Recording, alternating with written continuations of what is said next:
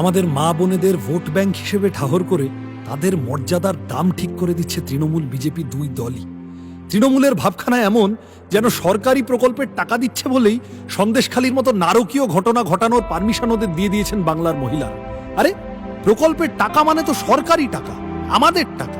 ও টাকা তো আর তৃণমূলের সম্পত্তি নয়। সরকারি প্রকল্পের সমান হক সব্বার। আমরা বামপন্থীরা সুযোগ পেলে এই সরকারি প্রকল্পগুলোকে চোর মুক্ত করে আরো অনেক বেশি মানুষের কাছে পৌঁছে দেওয়ার জন্য লড়ব। ইতিমধ্যেই আমরা ঘোষণা করেছি, এমপি হলে এমপি ফান্ডের 1/3 টাকা মহিলাদের উন্নতিকল্পে খরচ করবে বামপন্থীরা। যাতে আগামীতে একটাও হাতরাস বা সন্দেশখালী না ঘটে, সেজন্য মার্শাল আর্ট ট্রেনিং সেন্টার সমেত গড়ে উঠবে মহিলা আত্মরক্ষা সমিতি। সাথে থাকবে আত্মমর্যাদা কেন্দ্র, নিজের পায়ে দাঁড়ানোর জন্য কালচারাল সেন্টার, সমবায়, সাক্ষরতা ও বিজ্ঞান শিক্ষা কেন্দ্র গঠনের উদ্যোগ নেব আমরা। মা ও শিশুর স্বাস্থ্যের খেয়াল রাখার জন্য বাড়তি উদ্যোগ নেব।